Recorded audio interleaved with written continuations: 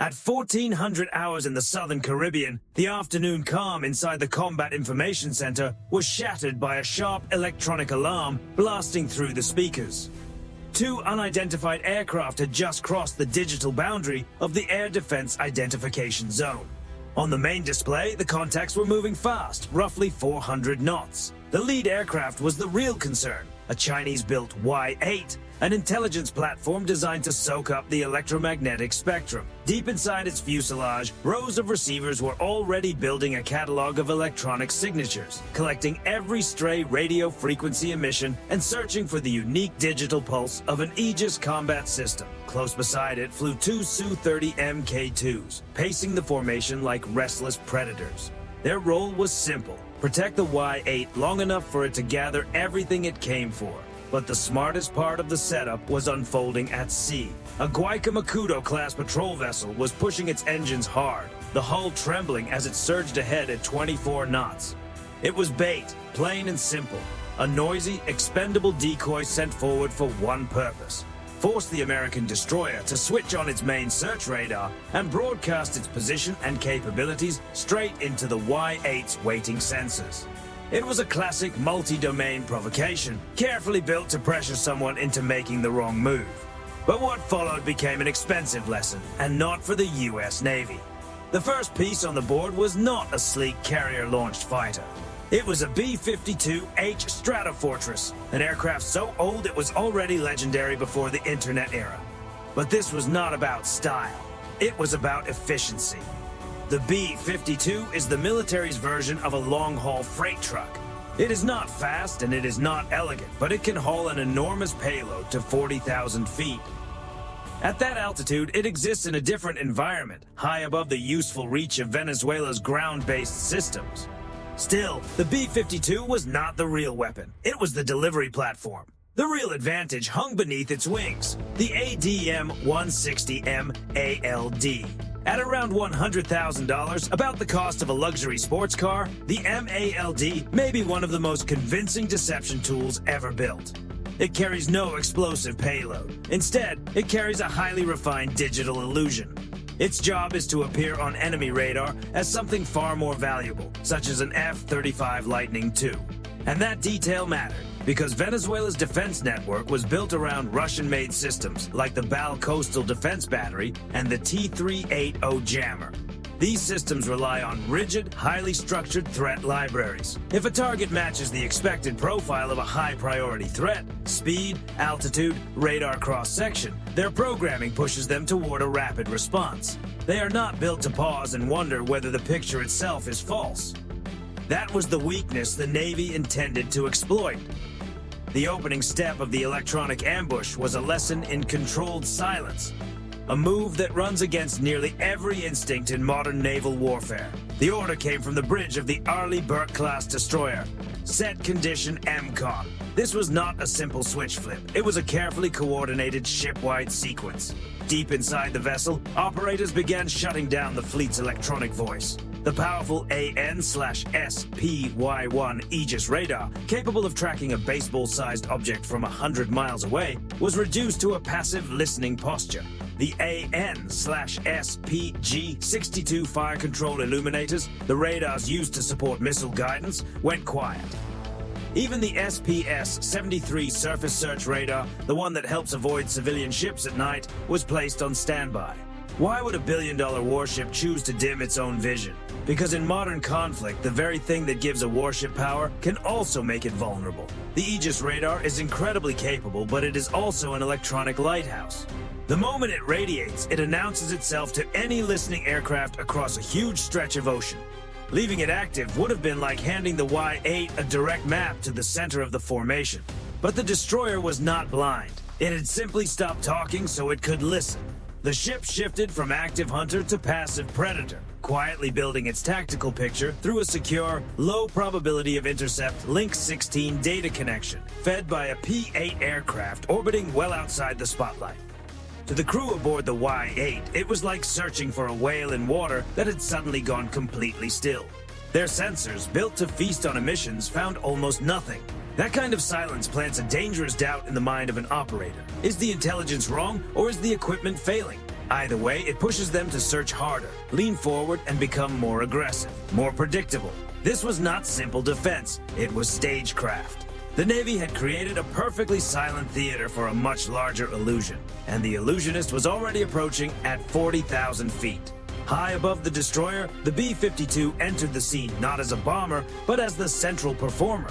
Its electronic countermeasure system came alive, not with the blunt force of raw jamming, but with the finesse of a master deceiver. This was not about overwhelming radar with noise. It was about building a lie convincing enough to be believed. The system captured incoming radar pulses, copied their digital fingerprint, and sent them back in altered form, producing precise phantom returns. It was the military version of a real-time digital deepfake.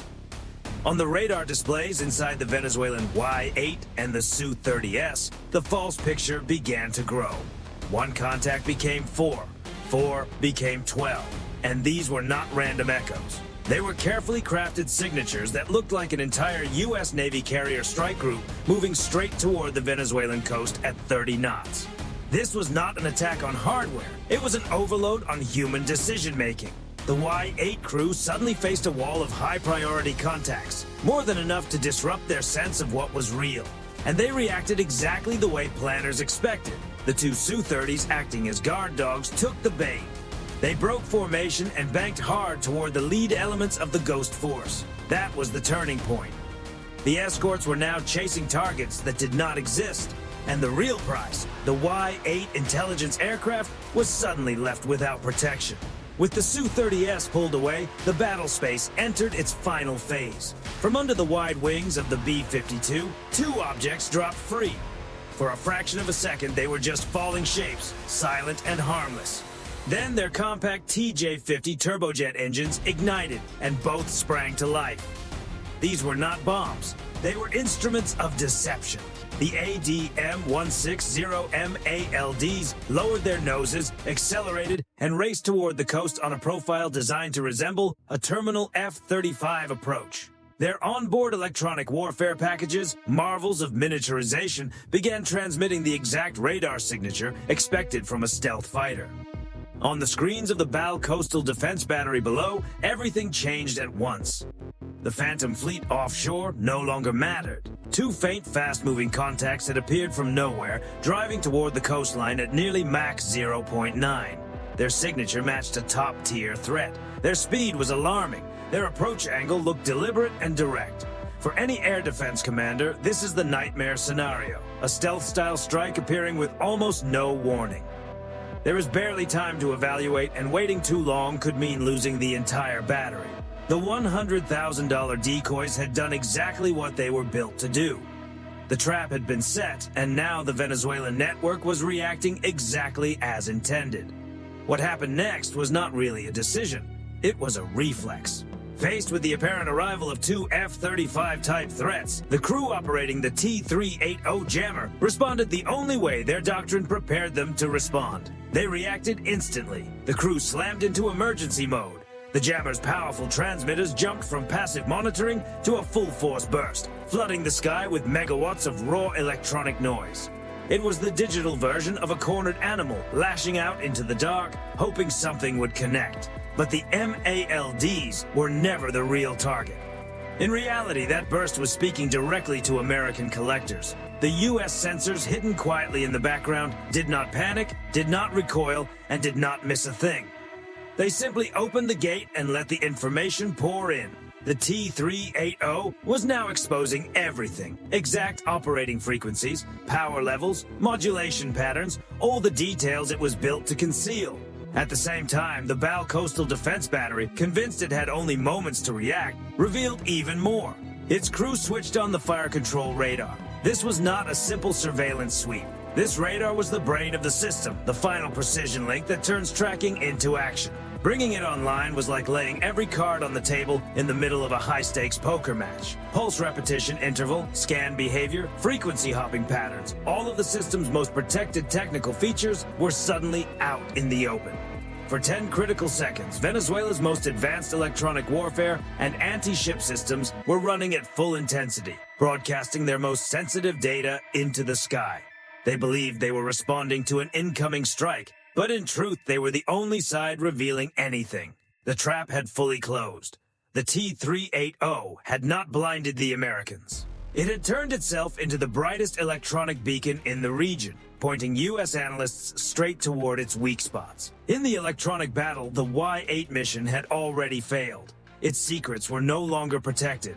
But while that silent contest was being decided in the sky, something more direct was still unfolding at sea. The Venezuelan Guaycamacuto-class patrol vessel remained in place, awkward, determined, and still sitting in a critical shipping lane. Cut off from useful support and hearing nothing reassuring from the aircraft overhead, its captain chose stubborn defiance. The U.S. response was not sudden and it was not loud. It was deliberate, controlled, and psychologically crushing. It began with a single focused beam of energy.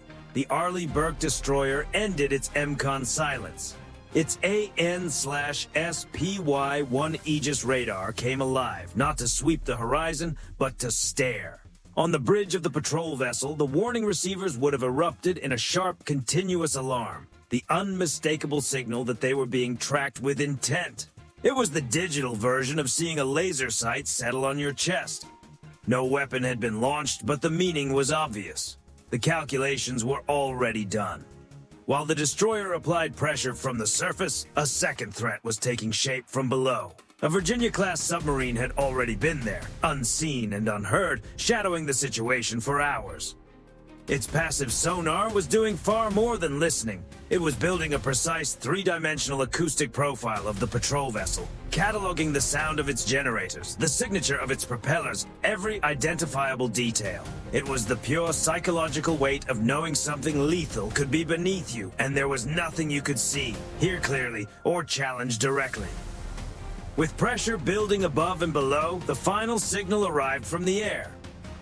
An MH-60R Seahawk emerged through the Caribbean haze, not in a fast attack profile, but with slow, deliberate control. It moved to a point roughly 500 yards off the patrol vessel's port bow and settled into a perfectly steady hover, hanging there like a question no one wanted to answer.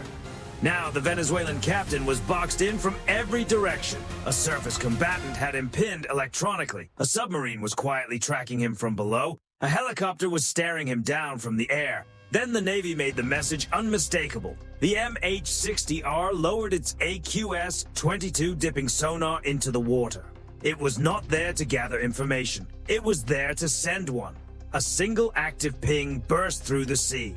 For the crew aboard the patrol vessel, the effect would have been immediate.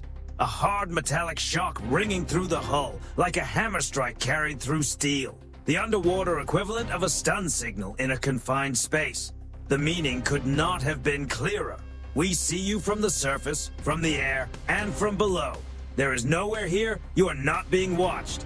Outmatched, outpositioned, and mentally broken down step by step, the patrol vessel finally turned back toward the Venezuelan coast. The encounter was over, and not one round had been fired.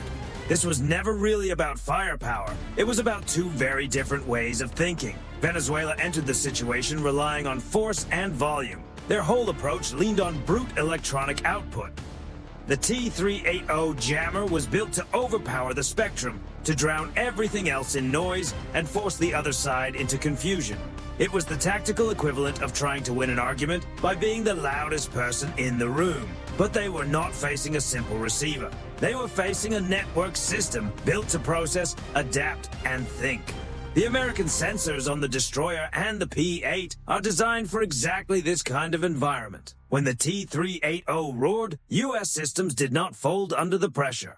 They filtered the interference, isolated the useful details, and kept building the real picture underneath the noise. Venezuela tried to dominate the spectrum by shouting. The U.S. Navy simply stripped away the noise and kept listening. And that may be the clearest lesson from the entire encounter. Venezuela brought powerful hardware, but each piece operated like a separate instrument. The U.S. Navy brought an integrated system where ships, aircraft, sensors, and data links all worked as one. In modern conflict, victory does not always belong to the side with the most dramatic response. It often belongs to the side that stays calm, stays connected, and understands the battlefield more clearly than everyone else. So what was Venezuela's biggest tactical error? Was it trusting rigid doctrine that made every reaction predictable? Or was it underestimating what a fully integrated network can really do?